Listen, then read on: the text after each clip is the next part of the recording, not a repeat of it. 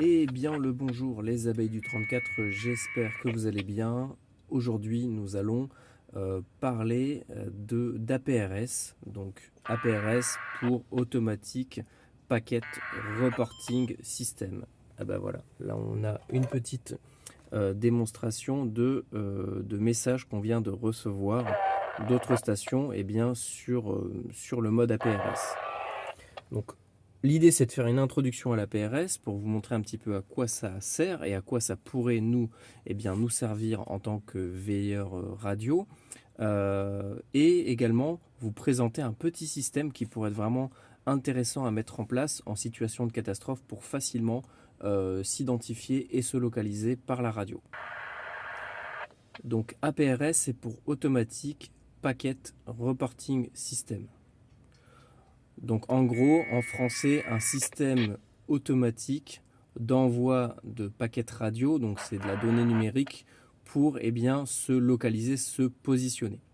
Donc c'est une technologie qui de base est utilisée par les radioamateurs, mais qu'on va également pouvoir retrouver sur les bandes amateurs radio de type CB, PMR 446, etc.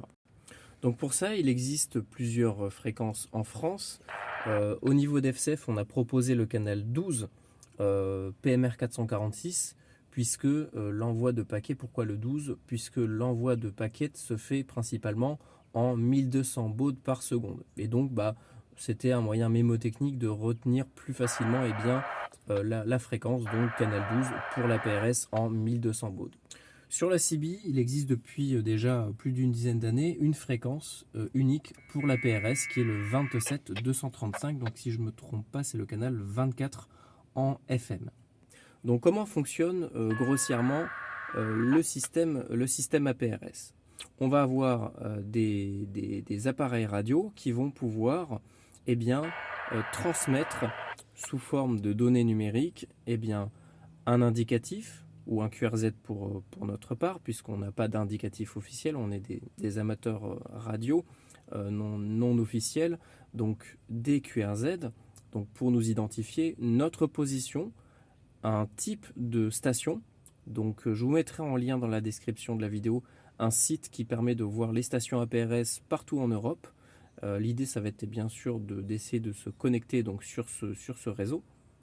Et donc chaque station va avoir une sorte d'icône. Donc l'icône, ça va nous permettre de savoir si c'est une station mobile, fixe, portable.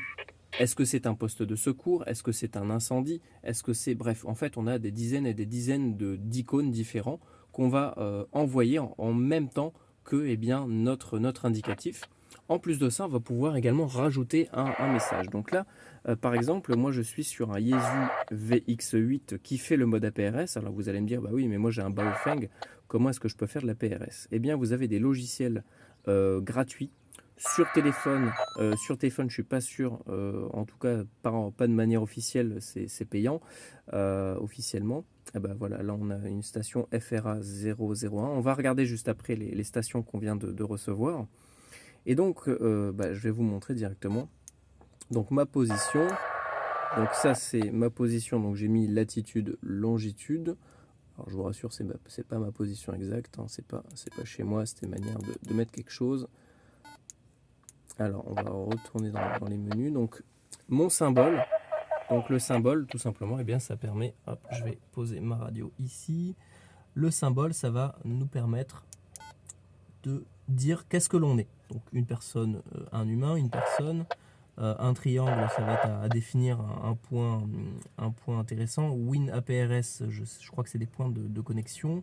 Un bateau, un hélicoptère, un émetteur ATV, un bus, tout ce qu'on veut. On peut même avoir les services de secours, les postes de secours. Donc pour nous, pour de la veille, ça peut être vraiment intéressant comme ça d'avoir des petites balises APRS facilement fabricables. Donc je vous montrerai tout ça dans d'autres vidéos. Donc voilà, on peut vraiment mettre absolument tout ce qu'on veut, un avion, un gateway, donc ça c'est les points de connexion HF, un téléphone, bref, on peut vraiment mettre tout ce qu'on veut. Donc moi je suis une personne, on va hop, le retrouver. Vous voyez par exemple on a les stations, les avions, WX c'est pour la météo, Bref, on a vraiment, voilà, donc pharmacie. On a par exemple, il est où le poste de secours?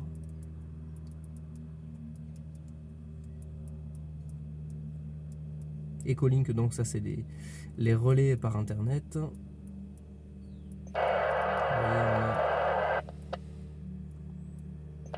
on peut même identifier là où il y a de la neige. Bon, c'est un peu, ça a été rajouté, mais ça ne nous servira pas à grand chose. Donc emergency, là on a pour l'urgence. Donc nous, on est une personne. Voilà, je vais vous montrer un petit peu tout ce qui existe. Hôpital, IOTA, commande poste. Ça peut être pas mal pour la veille d'identifier un poste de commandement. Bon, j'arrive pas. Voilà, humain. Donc ça, c'est ce que je représente au niveau de ma station. Donc là, hop, vous voyez que hop, ça envoie un paquet radio, donc ma position avec l'icône et ce que vous venez de voir. Donc après, hop, on va reposer la radio ici. Je vais vous montrer la suite. Donc je crois que c'est là-dedans. Donc c'était bien dans APRS message texte. On voit que mon message que j'envoie lorsque le paquet part, opérateur Yvan, portable, veilleur SIDEV, département 34, en écoute sur le 121.5, Marine 16, PMR 77, PMR 8. Voilà, donc là, c'est un message type qu'on va pouvoir envoyer. On peut également marquer en DX 27 555 si vous avez envie. Enfin voilà, vous pouvez vraiment envoyer ce que vous voulez. Donc après, on va pouvoir comme ça paramétrer également d'autres données, mais pour nous, ça ne va pas forcément nous intéresser. Intervalle, donc moi j'ai mis toutes les 1 minute. Bref, voilà.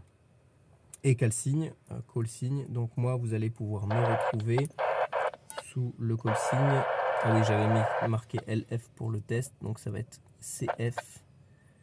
Donc CF3401, c'est mon call signe. Donc à partir de là, qu'est-ce qu'on peut faire concrètement? Donc là, vous voyez que ma radio, toutes les minutes, elle envoie mon call signe avec le petit icône qui dit que je suis une personne, le message disant que je suis en veille sur le réseau SIDEV, le 121.5, etc. Et donc après, voilà, le souci c'est qu'il y a d'autres personnes qui font de la phonie sur le canal APRS, ça peut arriver. Et donc là, par exemple, on a reçu... on a la liste de toutes les stations qu'on a captées en APRS par notre radio. Donc moi, le petit montage que j'ai fait pour la démonstration, j'ai relié donc sur un TYT 9008. Alors, je vais baisser un peu le son parce que ça me casse la tête. Donc sur un TYT 9008 qui fait le mode crossband, donc en gros c'est un relais transpondeur. J'ai interconnecté donc le canal 12 PMR 446 avec le canal 24 CB, donc 27 235, les deux fréquences APRS. Donc moi je fonctionne uniquement en 446. Lorsque ma radio va transmettre la balise APRS en 446, je vais la transmettre autour de ma position, puisque forcément c'est un émetteur et il va transmettre à partir de son antenne. Donc tout autour de moi, toutes les stations qui seront en écoute en APRS pourront capter mon message, ma balise. Mais en plus de ça, si je suis à portée d'antenne de mon petit crossband, lui, il va recevoir le signal sur 446 et il va le renvoyer sur la CB. Donc c'est ce que vous avez vu juste avant. Je vais reposer la radio ici. On va voir comment ça se passe. Donc là, lorsque la radio reçoit sur la CB, vous voyez qu'elle retransmet la communication sur le 446. Pourquoi est-ce que je fais ça? Parce qu'en 446, la portée, ça va être une quinzaine, une vingtaine de kilomètres, on va dire grand maximum, à part si on est vraiment super bien dégagé. Voilà, là on vient de voir la transmission. La CB, quant à elle, peut porter sur des centaines, voire des milliers de kilomètres. Donc ça permet d'avoir les avantages des deux bandes, donc le 446 pour le côté compact et la CB pour le côté longue distance. Et comme ça, on va pouvoir capter des stations très lointaines, en France ou en Europe, ou à travers le monde entier, directement à partir d'un petit portatif en UHF. Donc là, par exemple, on a, moi j'ai sur cette radio-là, j'ai la liste des stations que j'ai déjà reçues. Donc là, on voit par exemple FRA01/8, on va aller dessus. Je me suis planté, il faut rester appuyé. Non, non, à chaque fois je me trompe. Alors désolé, c'est... je suis en train de prendre en main ce poste, donc je crois qu'il faut faire bande. Voilà, donc là on voit, par rapport à notre position qu'on a rentrée dans notre radio, eh bien la radio va automatiquement calculer la distance qui nous sépare de cette station. Donc on sait qu'on est à 239 km de FRA 001/8. Donc c'est pas mal. Elle est plein ouest, donc de ma position, c'est vers l'Espagne, vers le département 66. Et je crois que d'ailleurs, je l'avais déjà vu sur la carte, elle est vers Toulouse. On peut descendre un peu au niveau du message, puisqu'on va voir la construction complète du message. Donc on a son indicatif tout en haut. Node 31, c'est par quoi elle communique. Donc un node, c'est un espèce de système de relais digital. Donc on voit bien la direction, plein ouest, la distance, sa position GPS. Donc on est en GMS 84, je crois que c'est ça, en UTM ou GMS 84, la norme. Et après on peut voir bien, son commentaire, donc elle a juste marqué FRA 001/8 JN03IC. Donc ça, JN03IC, c'est ce qu'on appelle un locator. C'est un moyen de se localiser, c'est un autre système que le GPS en fait. C'est un peu le même principe, mais de manière beaucoup plus simplifiée. Donc on voit qu'elle n'a pas marqué autre chose dans son message, mais on a déjà des infos de base sur qui elle est et où elle se situe. La station aurait pu marquer la fréquence sur laquelle elle est en écoute, peut-être le QTH, le département, mais là elle ne l'a pas fait. Moi je l'ai fait, au moins ça permet à tout le monde ça permet de simplifier un petit peu. Alors on va retourner sur les stations, on va aller voir les autres. Je vais remettre la radio ici, ce sera plus simple pour moi. On va aller sur FI3 KIP. Voyons voir data text. Là, ok, c'est quoi ça? C'est une station, je sais pas d'où elle est. Alors, est-ce qu'on a... non, on n'a pas sa position, donc elle ne diffuse pas sa position, donc on peut pas savoir, on peut pas connaître la distance qui nous sépare. NL3RVA, voyons voir. Est-ce qu'on a des infos? Donc on n'a pas non plus d'informations concernant la position. NL1EBU, on a son QRZ. Elle nous dit de descendre, mais il n'y a rien en dessous. Bon voilà, donc nous, ça nous permet comme ça, ça peut nous permettre de se localiser, d'identifier très facilement une station météo, une station fixe, un poste de secours. Donc ça, je vous montrerai dans une autre vidéo comment est-ce qu'on pourrait faire pour fabriquer des balises APRS pour vraiment pas cher. Vous avez le système avec un ordinateur et quelques logiciels qui tournent derrière. Moi, je préfère avoir un bon poste qui fait la PRS. Ça coûte un peu plus cher, mais ça permet vraiment d'être beaucoup plus pratique. Et sinon, vous avez également le système du téléphone. Maintenant, vous avez des petites applications qui peuvent faire la PRS. J'ai déjà pu en expérimenter, ça marche pas trop mal. Et sinon, vous avez vraiment le système de fortune lorsque vous voulez lorsque vous voulez faire une balise qui sera constante, toujours à la même position pour la même chose, avec les mêmes informations à diffuser. Je vous montrerai comment le faire avec un simple petit MP3 et une simple radio basique. Donc voilà, donc ça c'est un système qui peut nous permettre dans une zone comme là sur peut-être 20-30 km en UHF de capter toutes les stations APRS du secteur et de les retransmettre sur la CB sur des centaines de kilomètres. On l'a vu juste avant, on est à quasiment 300 km de l'autre station française, donc FR 001/8. Alors je ne sais pas qui c'est. Et si notre portée est suffisamment importante, on peut même rentrer dans ce qu'on a vu tout à l'heure, les nodes. Donc les nodes, en fait, c'est des sortes de petits récepteurs, des récepteurs qui sont connectés à Internet et qui après rediffusent votre position, votre localisation, vos informations sur une carte accessible à n'importe qui par une simple page web, en fait. Donc ça, on le verra dans d'autres vidéos.